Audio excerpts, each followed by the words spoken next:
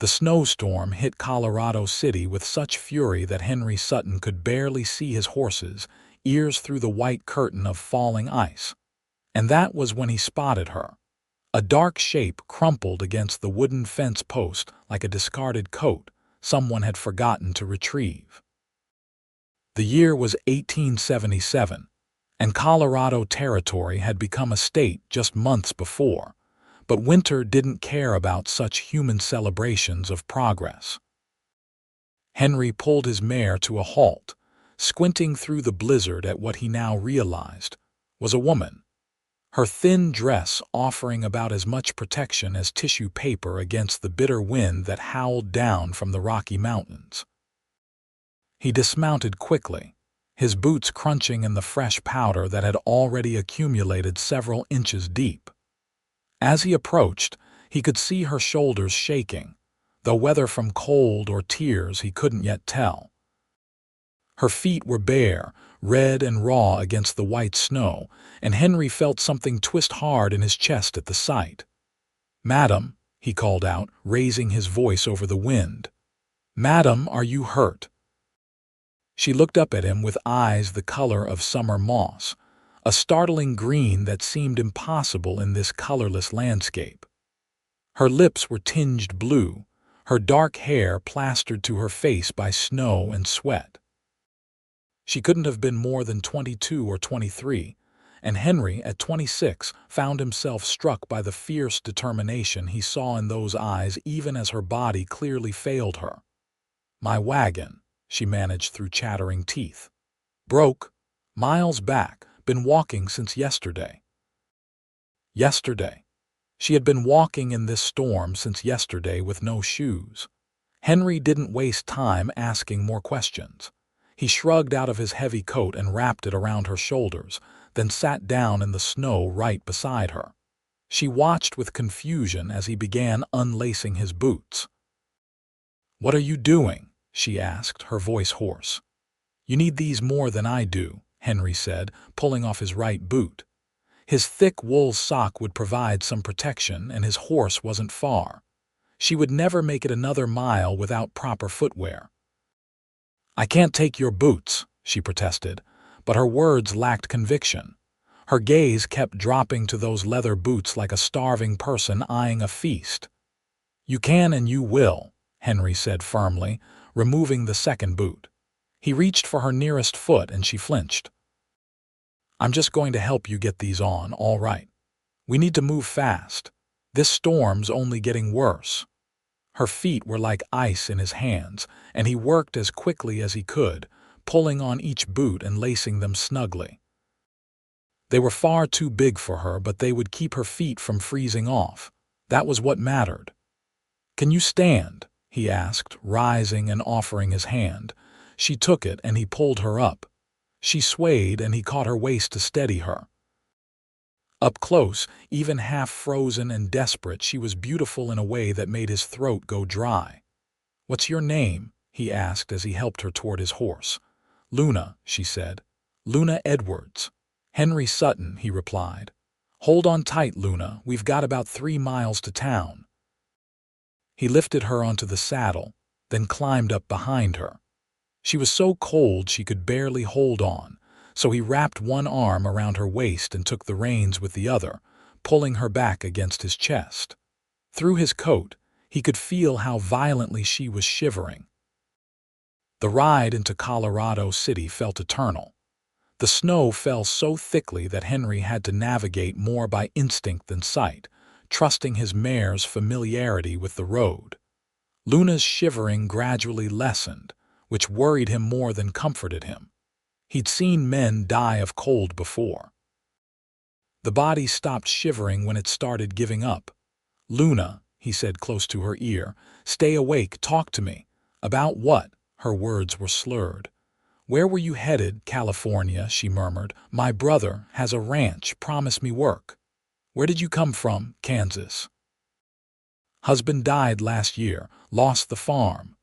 She was fading, her words coming slower. "Nothing left there." Henry urged the horse faster, ignoring the biting cold in his sock-covered feet. The buildings of Colorado City finally emerged from the white chaos, and he steered directly toward Doc Morrison's place on the main street. The doctor's house was one of the few with a light still burning, a warm yellow glow that promised salvation. He dismounted, his feet screaming in protest as they hit the frozen ground, then pulled Luna down into his arms. She had lost consciousness. Henry kicked at the doctor's door with his heel, shouting over the wind, Doc Morrison, open up." The door swung open, revealing the gray-haired physician in his shirt sleeves, spectacles perched on his nose. His eyes widened at the sight of Henry carrying an unconscious woman, both of them covered in snow. "Good Lord, Henry, get in here." Doc Morrison stepped aside, ushering them into the blessed warmth of the house. "Martha, we need blankets and hot water." The next hours blurred together. Doc Morrison's wife, Martha, appeared with armfuls of quilts and built up the fire while the doctor examined Luna in the spare bedroom. Henry sat in the parlor, his own feet thawing painfully, refusing Martha's offer to go home and rest. When Doc Morrison finally emerged, his expression was cautiously optimistic. "She'll live. Another hour in that storm and we'd be having a different conversation, but you got her here in time. Mild frostbite on her toes, but I think we can save them. She's severely exhausted and half-starved. Has she got any money?" Henry shook his head. "Lost everything. Was heading to California." The doctor sighed. "She'll need somewhere to recover. Several weeks at least before she should travel again." "She can stay at my place," Henry said before he'd fully thought it through. "I've got the room and my sister Sarah's there to keep things proper." Doc Morrison raised an eyebrow but nodded. "That's generous of you, Henry. Though I'd keep her here at least a few days until I'm sure she's past the worst." Henry finally allowed Martha to tend to his feet, which had developed their own mild frostbite. She bandaged them carefully while clucking her tongue about foolish cowboys and their good deeds. When she offered him a spare pair of her husband's boots to get home, he accepted gratefully. The storm raged for 3 more days. Henry visited every afternoon, bringing fresh bread from the bakery and sitting with Luna as she slowly regained her strength. She slept most of the first 2 days, but on the third, she was sitting up when he arrived, her color returned and those green eyes clear and focused. "You gave me your boots," she said without preamble. It wasn't a question. "Yes, madam," Henry replied, taking off his hat and turning it in his hands. Why, he considered the question. "Seemed like you needed them. You didn't know me, you could have frozen to death. So could you?" He met her gaze. "And now neither of us did, so it worked out fine." Luna shook her head slowly. "I've never met anyone who would do what you did." "Then you've been meeting the wrong sort of people," Henry said, surprised by his own boldness. A smile ghosted across her lips, the first he'd seen. It transformed her face, erasing the hardship and revealing the young woman beneath. Henry felt that twist in his chest again, stronger this time. "Doc says you're offering me a place to stay while I recover," Luna said. "I can't accept charity without earning my keep." "My sister Sarah could use help with the cooking and cleaning," Henry admitted. "She's only 16 and trying to manage the house while I work the ranch. If you're willing to help her out, we can call it even." "I'm willing," Luna said immediately. "I'm a good cook and I can sew, clean, do laundry. I won't be deadweight, Mr. Sutton." "Henry," he corrected. "Just Henry." "Then you should call me Luna." The easy informality felt right, as if they'd known each other longer than 3 days. Henry found himself looking forward to having her in his home, then immediately felt guilty. The woman had nearly died, and here he was thinking about how much he enjoyed her company. What kind of man did that make him? Doc Morrison released Luna to Henry's care after 5 days. Henry brought the wagon instead of riding, with plenty of blankets and his sister Sarah along for propriety. Sarah was a lively girl with the same sandy brown hair as Henry, her face still round with youth. She took to Luna immediately, chattering away about how wonderful it would be to have another woman in the house. The Sutton Ranch sat about 4 miles outside Colorado City, a modest spread with a sturdy 2-story house that had been their parents' before fever took them both 3 years prior. Henry ran cattle mostly, with a few horses and a small vegetable garden that Sarah tended with fierce determination. It was a good life, if a lonely one. Sarah had prepared the guest room, fluffing the pillows and putting fresh flowers from the hothouse in a vase by the window. She showed Luna around the house with evident pride, pointing out the modern wood stove, the pump that brought well water right into the kitchen, and the collection of books in the parlor that had belonged to their mother. Luna settled in with quiet efficiency. True to her word, she earned her keep and then some. Within a week, she had reorganized the entire kitchen, mended all of Sarah's dresses, and was preparing meals that made Henry look forward to dinner in a way he hadn't since his mother died. But it was the small moments that got to him. Luna humming while she kneaded bread dough, her hands dusted with flour. The way she laughed at Sarah's jokes, a genuine sound of delight. How she'd watch the sunset from the porch with a cup of tea, her expression peaceful. Henry found excuses to be near her, to hear her voice, to see her smile. Winter held Colorado City in its grip for another month. During that time, Henry taught Luna to ride on one of his gentler mares, bundled in spare coats and his mother's old boots until her feet healed enough for proper footwear. She was a natural in the saddle, fearless and quick to learn. They rode out together to check fence lines and bring hay to the cattle, their breath forming clouds in the frigid air, their conversations ranging from profound to silly. Luna told him about her life in Kansas, the small farm she'd worked with her late husband. Jacob had been a good man but weak in the lungs, and a fever had taken him during the previous winter. Without him, Luna couldn't manage the mortgage. The bank had been sympathetic but firm. She'd sold everything and used the last of her money for a wagon and supplies to reach California, where her older brother had promised her refuge.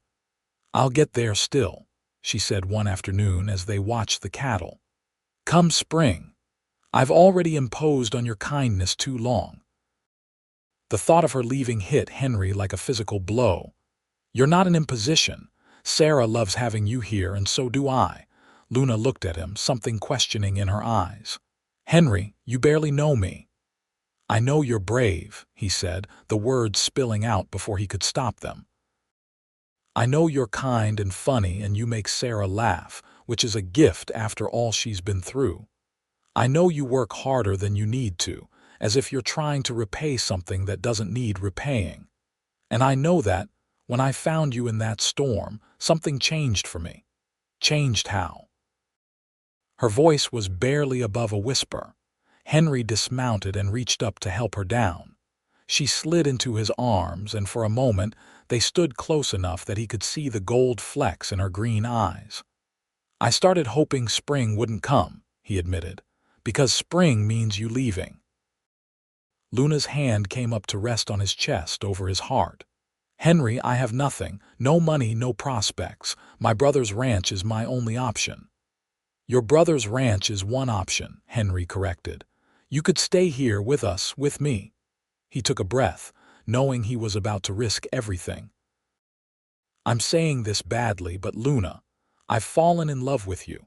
I know it's fast, and I know you've got no reason to trust another man so soon after losing your husband, but I had to tell you. I couldn't let you leave in spring without knowing." Tears welled in Luna's eyes. "I loved Jacob, but it wasn't like this. It was comfortable and safe, but it never made my heart race the way it does when you walk into a room. I never found myself watching the clock, counting the minutes until he came home for dinner. I thought maybe I was broken, that I wasn't capable of the kind of love people write about in stories. And now, Henry's hand came up to cup her face, his thumb brushing away a tear that had escaped. "Now I'm terrified," she whispered, "because I do feel it and losing it would destroy me." "Then don't lose it," Henry said. "Stay. Marry me when you're ready. No rush, no pressure. Just stay and let's see where this goes." Luna rose on her toes and kissed him, soft and sweet and full of promise. Henry wrapped his arms around her and held on, feeling like he'd just been given something precious beyond measure. They told Sarah that evening, and the girl shrieked with delight, hugging them both and declaring she knew it would happen. For the rest of the winter, an understanding existed between Henry and Luna, unspoken but solid. They were courting in the old-fashioned sense, even though they lived under the same roof. Henry was scrupulous about propriety, never entering her room, always ensuring Sarah was present as a chaperone during the evenings. But spring was coming, inevitable as the sunrise. The snow began to melt in early March, revealing the brown earth beneath. The creek that ran through Henry's property swelled with runoff. Birds returned, filling the mornings with song. And with the warming weather came a reminder of Luna's original plans. A letter arrived from her brother Thomas, forwarded from Kansas to Colorado City and finally out to the ranch. He wrote that he was expecting her by April at the latest and had already prepared a small cottage on his property for her use. He'd lined up work for her keeping books for a mercantile in town. The letter was warm and welcoming, full of brotherly affection. Luna read it twice, then folded it carefully and set it aside. She found Henry in the barn repairing a saddle and handed him the letter without a word. He read it, his jaw tightening. "Are you going to go?" he asked, his voice carefully neutral. "I told him I would," Luna said. "Last year, when everything fell apart, he sent me the money for the wagon. He's counting on me." "Write him back," Henry said. "Tell him you're staying here. Tell him you're getting married. Henry. Unless you've changed your mind." He looked at her directly and she saw the fear in his eyes. "Have you?" "No," Luna said firmly. "I haven't changed my mind about loving you, but Thomas sacrificed for me. He sent money he probably couldn't spare. I feel obligated to at least go visit him, explain in person." "Then I'll come with you," Henry said immediately. "We'll make it a trip together. You can see your brother and introduce me properly, and then we come back home together." Luna's face lit up. "You do that. Leave the ranch for that long." "I'd follow you to California and back if that's what it took," Henry said, pulling her into his arms. "Besides, I want to meet this brother of yours. Make sure he knows you'll be well taken care of." They spent the next 2 weeks planning. Sarah would stay with the Morrison family in town, a treat she was thrilled about. Henry arranged for his neighbor, Paul Garrison, to watch over the livestock. They would take a wagon since Luna's original supplies had been scattered when her wagon broke, and they'd need provisions for the long journey. The night before they were set to leave, Henry couldn't sleep. He got up and went to sit on the porch, watching the stars and thinking about the future. He heard the door open softly and turned to see Luna, wrapped in a shawl, joining him. "Can't sleep either?" she asked, settling beside him on the bench. "Too much on my mind," Henry admitted. "Want to share?" He was quiet for a moment, then said, "What if you get to California and realize you like it better? What if your brother needs you more than you thought? What if you decide Colorado City is too small and isolated?" Luna took his hand, lacing their fingers together. "Henry Sutton, I chose you the moment you gave me your boots. I was unconscious, but my spirit knew. My heart knew. Everything since has only confirmed it. I don't care if my brother's place is a palace and Colorado City is a dusty little town. You're my home now." Henry kissed her then, deep and thorough, putting all his hope and love into it. When they broke apart, both breathless, he pulled a small box from his pocket.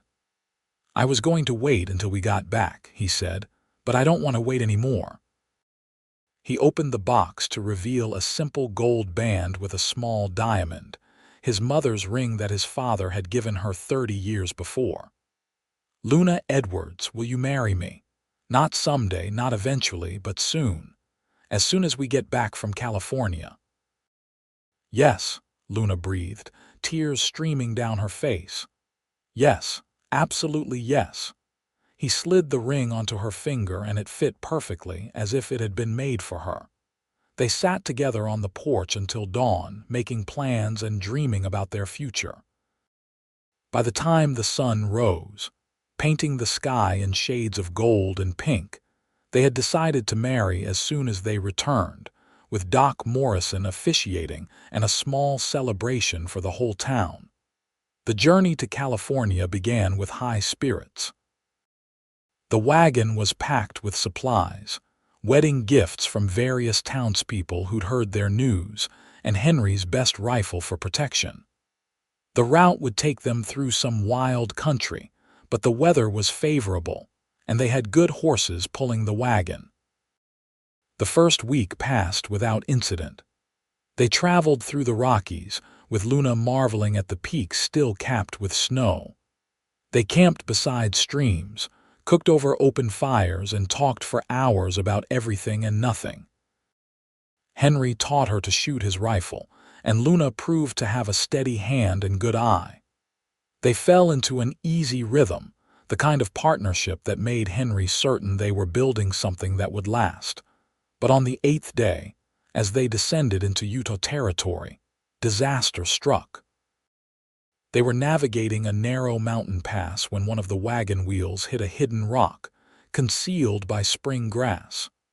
The wheel shattered with a crack like a gunshot, and the wagon lurched violently to the side. Henry managed to stop the horses before they panicked, but the damage was done. The wheel was beyond repair, and they were at least 2 days from the nearest town. "Can we fix it?" Luna asked, examining the broken spokes. Henry shook his head grimly. "We'd need a blacksmith and a wheelwright. This isn't something I can jury-rig with rope and hope." They set up camp there, and Henry rode one of the horses toward the nearest settlement, a small mining town marked on his map. He returned the next afternoon with bad news written all over his face. "The wheelwright is gone for a month, visiting family in Denver," he reported. "There's no one else within 50 miles who can repair it properly. We can either wait a month or abandon the wagon and ride double the rest of the way." Luna bit her lip, thinking, "If we abandon it, we lose everything we've packed. All those wedding gifts, our supplies, everything." "I can come back for it once we're settled," Henry suggested. "Or we can wait here. I brought enough supplies from town to last us." "Wait," Luna said decisively. "We've come this far with the wagon. We can spare a month, and honestly, I'm in no rush. This time with you, no chores, no obligations, just us. I'll take all of it I can get." So they waited. Henry built a more permanent camp with a proper shelter and a fire ring. They hunted and fished for food, supplementing their supplies. The days fell into a peaceful pattern. They explored the surrounding mountains, discovered a waterfall that cascaded into a crystal-clear pool, and spent long afternoons talking about the life they'd build together. One evening, 3 weeks into their wait, they were sitting by the fire when Luna suddenly gasped and gripped Henry's arm. "What's wrong?" he asked immediately. "Nothing's wrong," she said, her voice filled with wonder. "Look." She pointed toward the tree line, and Henry followed her gaze. At first he saw nothing, but then movement caught his eye. A massive elk stepped into view, its antlers spanning what must have been 5 feet across. But it wasn't alone. Behind it came another, and another, until a whole herd was passing through their camp, seemingly unafraid of the humans. "I've never seen anything like this," Henry whispered. "Elk usually avoid people." The animals moved through with stately grace, pausing to graze, entirely unbothered by the fire or the 2 humans watching in amazement. The largest elk, the one with the magnificent antlers, approached to within 10 feet of where they sat. It regarded them with intelligent eyes, then lowered its head in what looked remarkably like a nod before moving on. The entire herd passed through over the course of an hour, and when the last one disappeared into the darkness, Luna and Henry sat in awed silence. "That felt like a blessing," Luna finally said. "It did," Henry agreed, pulling her close, "like the land itself approving of us." The wheelwright returned exactly when promised, and by the end of the month they were on the road again with a repaired wagon. The rest of the journey passed smoothly, and they reached Thomas Edwards' ranch in Central California in mid-May. Thomas was a bear of a man, tall and broad with the same green eyes as his sister. He swept Luna into a crushing hug the moment she climbed down from the wagon, tears streaming down his weathered face. "I thought you were dead," he kept saying. "When you didn't arrive in March, I thought the worst." Luna introduced Henry, explaining about the storm, the broken wagon, and their engagement. Thomas sized Henry up with a critical eye, then extended his hand. "Any man who gives away his boots in a blizzard is either a fool or a saint. Which are you?"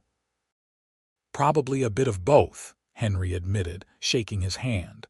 "But I love your sister more than my own life, and I'll spend every day proving I'm worthy of her." Thomas's stern expression broke into a grin. "Good answer. Come on, let's get you both fed and settled." The next week was a whirlwind of meeting Thomas's family, his wife Maria and their 3 children, touring the ranch, and explaining repeatedly why they'd be heading back to Colorado instead of staying in California. Thomas was disappointed but understanding, especially after Luna described her life at the Sutton Ranch and in Colorado City. "You're happy," Thomas observed one evening as they sat on his porch watching the sunset. "Happier than I ever saw you with Jacob, God rest his soul." "I am," Luna confirmed. "I never knew I could feel like this." "Then go back to Colorado with my blessing," Thomas said. "Just promise you'll write and maybe visit again someday." "We will," Luna promised, "and you're always welcome at our home." They stayed 2 weeks total, long enough to rest the horses and resupply for the return journey, and for Luna to reconnect with the brother she hadn't seen in 5 years. When they finally departed, heading back east, Luna cried but also smiled through the tears. She'd kept her promise to Thomas, explained her new situation, and received his blessing. Now she could go home without guilt. The return journey was faster, their route familiar now. They made good time, arriving back in Colorado City in late June to find the whole town abuzz with excitement about their upcoming wedding. Sarah had spread the word, and it seemed everyone wanted to help celebrate. The wedding took place on the first Saturday in July, in the small church at the center of town. Sarah stood up with Luna, while Paul Garrison stood with Henry. Doc Morrison officiated, his voice booming as he declared them husband and wife. When Henry kissed his bride, the assembled townspeople cheered and threw rice, and Luna laughed with pure joy. The celebration afterward was held at the town hall, with tables groaning under the weight of contributed food and a fiddle player providing music for dancing. Henry and Luna danced until their feet ached, surrounded by friends and well-wishers. As the sun set, painting the sky in brilliant oranges and purples, Henry pulled his wife close and whispered, "Are you happy?" "Happier than I ever thought possible," Luna replied and kissed him to prove it. They spent their wedding night at the hotel in town, the finest room available, before heading home to the ranch the next morning. Sarah had decorated the house with wildflowers and made herself scarce, staying in town with friends to give the newlyweds privacy. Life settled into a new rhythm. Luna was no longer a guest or a hired hand but the lady of the house, and she embraced the role fully. She expanded the garden, started raising chickens, and began teaching Sarah how to make preserves and pickles for the winter. Henry found himself rushing through his chores just to get back to the house, to his wife, to the life they were building together. In September, Luna began feeling ill in the mornings. At first, she thought it was something she ate, but when it persisted for 2 weeks, Doc Morrison was summoned. He examined her, asked some pointed questions, and delivered the news with a broad smile. "You're going to have a baby, Mrs. Sutton. I'd say due sometime in early April." Henry was in the barn when Luna found him, and one look at her face told him something significant had happened. "What is it?" he asked, immediately concerned. "We're having a baby," Luna said, and burst into happy tears. Henry picked her up and spun her around, whooping with joy, then immediately set her down carefully, worried he'd hurt her. Luna laughed at his suddenly overcautious behavior and pulled him in for a kiss. Sarah was equally thrilled, already planning what colors to paint the nursery and knitting tiny booties. The winter passed in a blur of preparations, with Luna growing rounder and more beautiful to Henry's eyes. He'd never seen her happier, one hand always resting on her belly as she felt their child move and grow. In late March, as the snow was just beginning to melt, Luna went into labor. It was a long night, with Doc Morrison and Martha in attendance, while Henry paced in the parlor and Sarah held his hand. Just before dawn, a baby's cry split the air, and Henry's heart nearly stopped. Martha emerged beaming. "You have a son, Henry. A big, healthy boy." Henry rushed into the bedroom to find Luna exhausted but radiant, holding a red-faced bundle. "Meet your son," she said softly. Henry took the baby carefully, awed by how tiny and perfect he was. "What should we name him?" he asked. Luna had been thinking about this for months. "I'd like to name him Jacob Thomas, after my husband who I loved and my brother who saved me." "Is that all right?" "It's perfect," Henry said, meaning it. There was no jealousy in him for Luna's past, only gratitude that it had led her to his fence post that snowy day. "Jacob Thomas Sutton. Welcome to the world, little man." The baby's arrival brought changes. Sarah proved to be a natural with children, often taking Jacob so Luna could rest or helping with nighttime feedings. The house rang with laughter and baby noises, and Henry discovered depths of love he hadn't known existed. Watching Luna nurse their son, singing softly to him, Henry felt complete in a way he'd never imagined possible. Spring turned to summer, and Jacob grew from a tiny infant into a chubby, happy baby who smiled at everyone and rarely cried. Thomas and Maria made the long journey from California to meet their nephew, staying for a month and filling the house with even more laughter and stories. One evening, as they all sat on the porch watching the sunset, Thomas raised his glass in a toast. "To family," he said. "Both the one we're born into and the one we choose."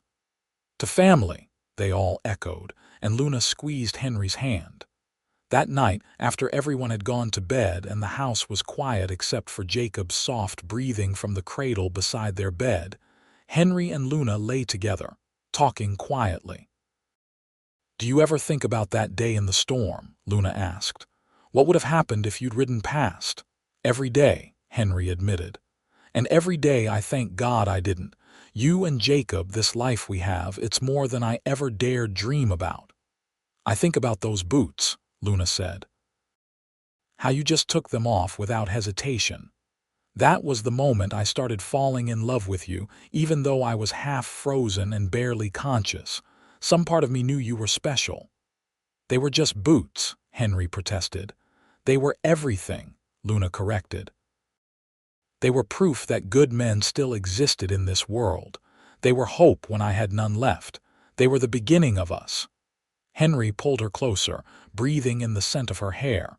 "I'd give you my boots 1,000 times over if it meant having this." "You might have to," Luna teased. "I'm pretty hard on footwear." They both laughed. then fell silent, simply holding each other and listening to their son breathe. Outside, the Colorado night was full of stars, the same stars that had witnessed a desperate woman and a compassionate cowboy meeting by chance on a winter road.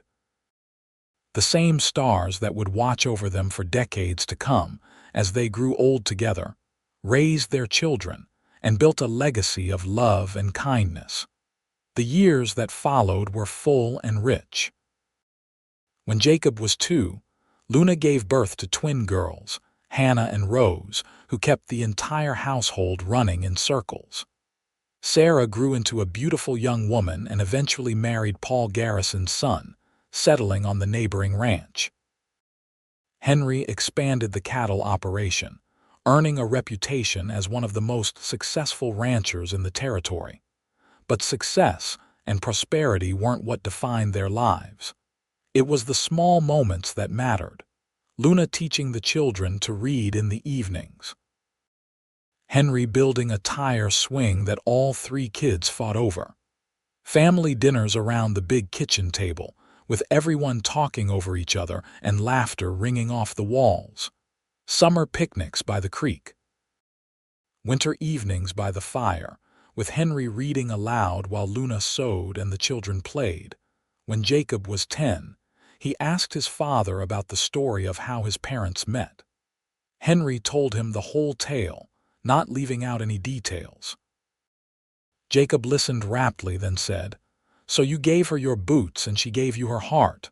"Something like that," Henry agreed, "though I think we gave each other our hearts."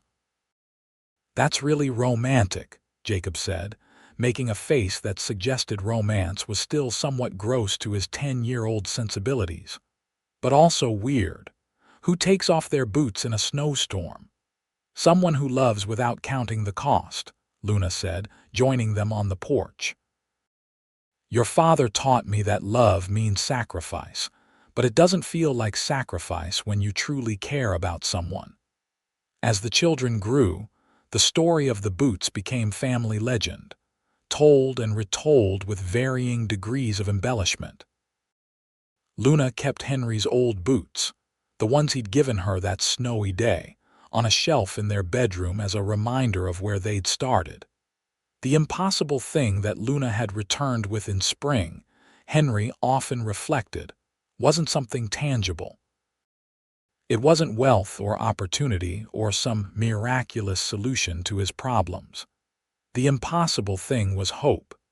The impossible thing was a love so deep and true it transformed everything it touched. The impossible thing was the family they built, the life they created, the happiness that seemed to multiply rather than diminish as the years passed. Colorado City grew and changed around them. The railroad came through, bringing new people and new opportunities. The Wild West began to feel less wild, more settled. But the Sutton Ranch remained a constant, a place where love and hard work created something enduring. Henry and Luna celebrated their 25th wedding anniversary with a party that filled the house and spilled out into the yard. Their children, now grown with families of their own, organized the whole thing. Jacob, a lawyer in Denver, brought his wife and 2 sons. Hannah, who had become a teacher, came with her husband and daughter. Rose, the wildest of the 3, had followed her parents' ranching legacy and ran her own small spread with her partner. As Henry looked around at the gathered crowd, at the life he and Luna had built, he felt overwhelmed with gratitude. Sarah and her husband were there with their 4 children. Thomas had made the journey one more time, now white-haired and stooped but still hardy. Doc Morrison, ancient but still sharp, raised a glass in toast. "To Henry and Luna," the old doctor said, "who proved that sometimes the greatest love stories start with the smallest acts of kindness." "Here, here," the crowd chorused, and Henry pulled Luna close and kissed her to enthusiastic applause. That night, after everyone had gone home or to bed, Henry and Luna walked out to the place where he'd first taught her to ride all those years ago. The moon was full, lighting the landscape in silver, and the night was warm and perfect. "You have any regrets?" Luna asked, leaning against him. "Not a single one," Henry said without hesitation. "You? Only that I didn't meet you sooner," Luna said. But then again, maybe the timing was exactly right. Maybe we both needed to go through what we went through to be ready for each other. "I think you're right," Henry agreed. Everything led to that moment in the storm. Every choice, every hardship, every bit of joy and sorrow. It all brought us to each other. "The impossible made possible," Luna murmured. "What's that?" "That's what I used to think about us," Luna explained. "It seemed impossible that I'd find love again after losing everything. Impossible that a stranger would sacrifice for me. Impossible that I'd feel this way about anyone. But you made the impossible possible, Henry. You always have." Henry turned her to face him, his hands on her shoulders. Even after 25 years, looking at her still made his heart race. There was silver in her dark hair now, laugh lines around her eyes, but she was more beautiful to him than ever. "It wasn't just me," he said. "You gave me a reason to be that man. You made me want to be better, kinder, more generous. You brought joy back into a house that had known too much loss. You gave me children and laughter and a life beyond my wildest dreams. If I made your impossible possible, you did the same for me." They kissed under the Colorado moon, two people who had found each other against all odds and built something extraordinary out of a simple act of compassion. The land around them was the same land where they'd fallen in love, where they'd raised their children, where they'd lived their entire adult lives. This was their legacy, not just the ranch or the children or the material success, but the love that had started with a pair of boots and grown into something that would ripple through generations.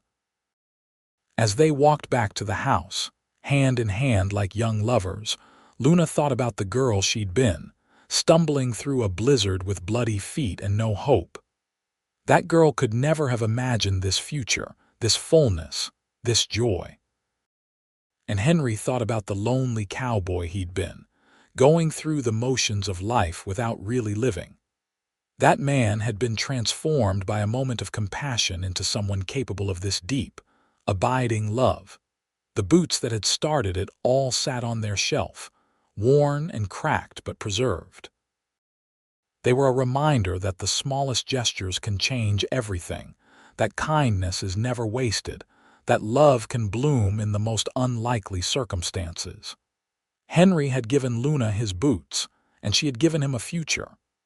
It was a fair trade, the best either of them had ever made. Their story became legend in Colorado City, told to grandchildren and great-grandchildren, an example of how true love endures. The Sutton Ranch remained in the family for generations, each inheritor hearing the tale of how it all began with a cowboy and a woman in a snowstorm, with an act of selfless giving that created a legacy of love.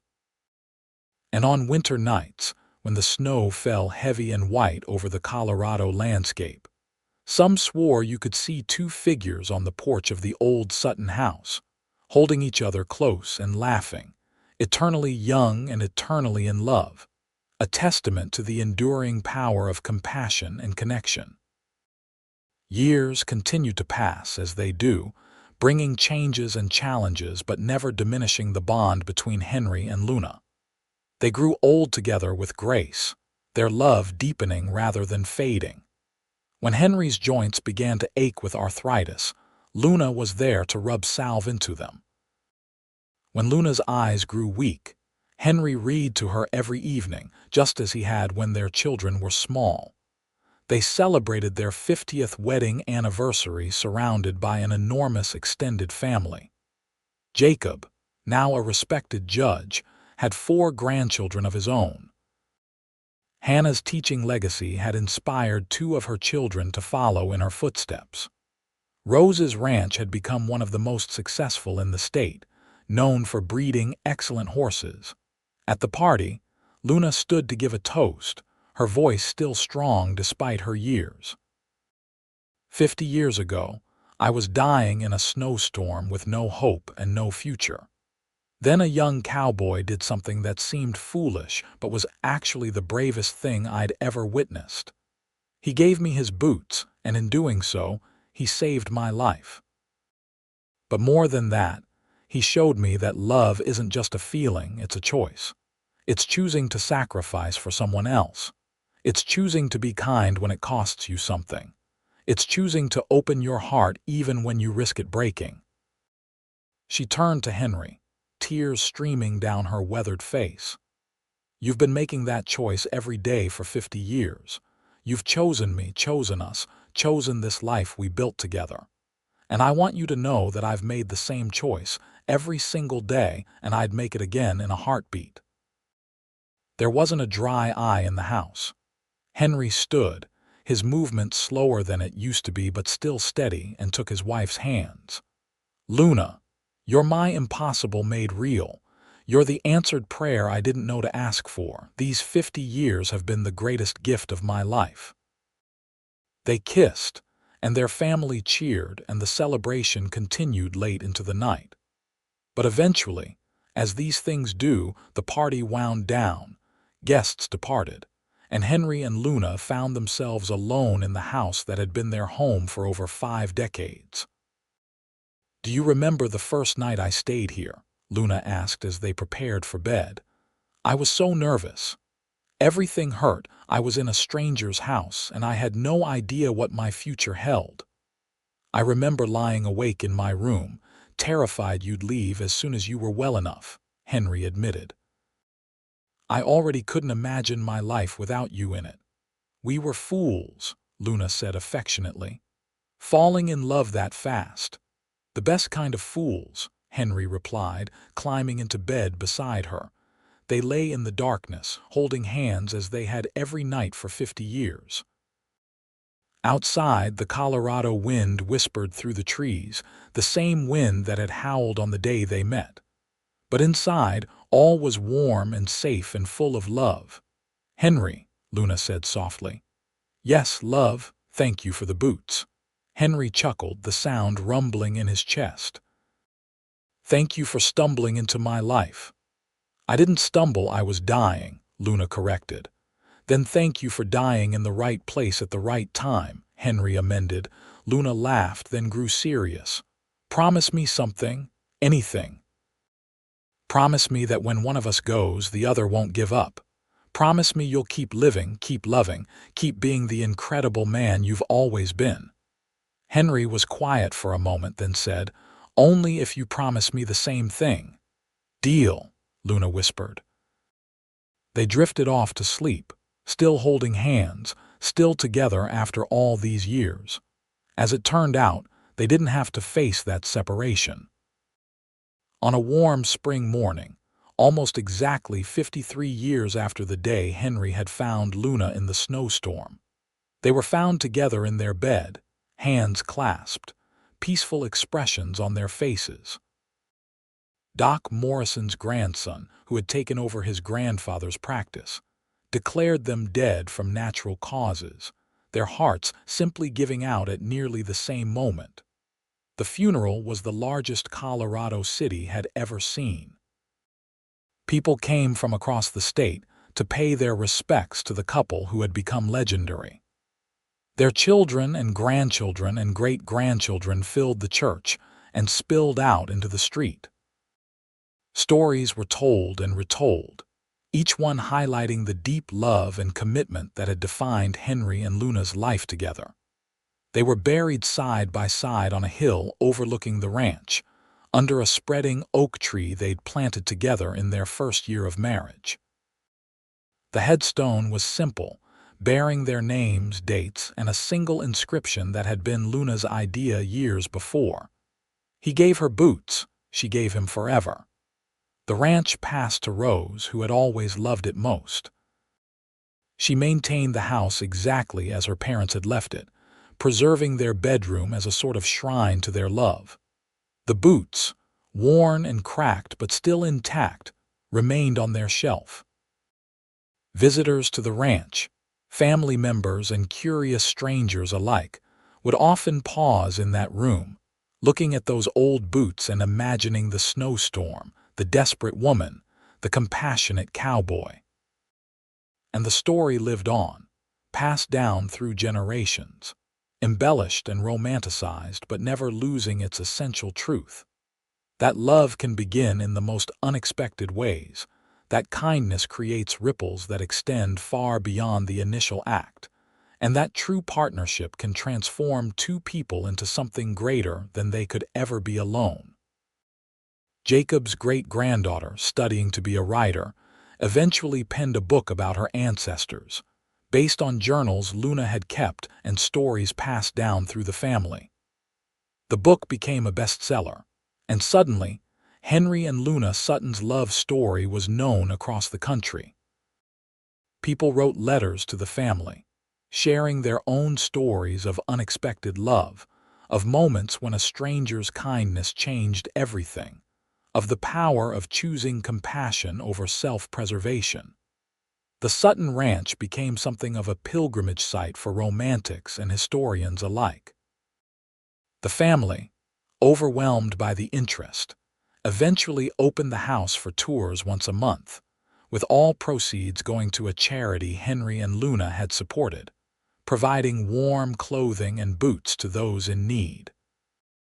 On the 100th anniversary of that fateful snowstorm, the family gathered again at the ranch for a memorial celebration. There were dozens of them now, spanning 5 generations, all descended from Henry and Luna. They shared a meal, told the old stories, and at sunset, they all walked up to the hilltop grave. The youngest family member, a 4-year-old boy named Henry after his great-great-great-grandfather, laid a bouquet of wildflowers on the grave. Great-great-great-grandpa gave great-great-great-grandma his boots, he said solemnly, having been told the story repeatedly.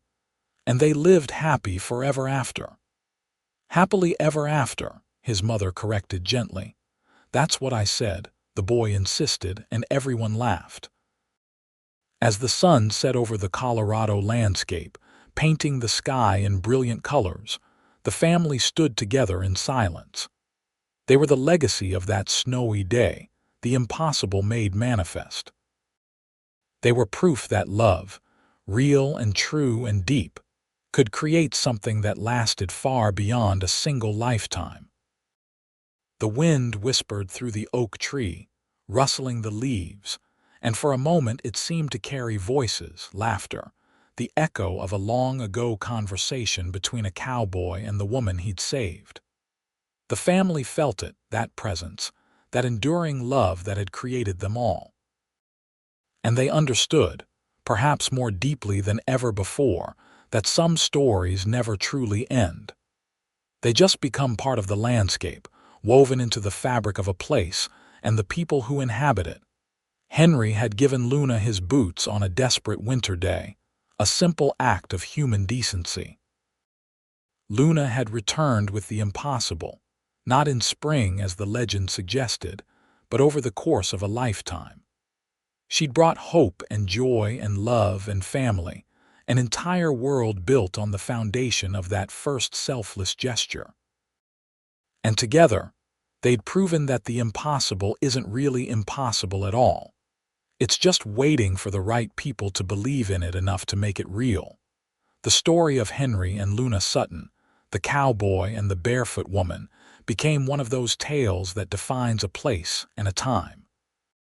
It was told in Colorado City for generations, a reminder of the town's heritage and values. It was cited in wedding toasts and anniversary celebrations.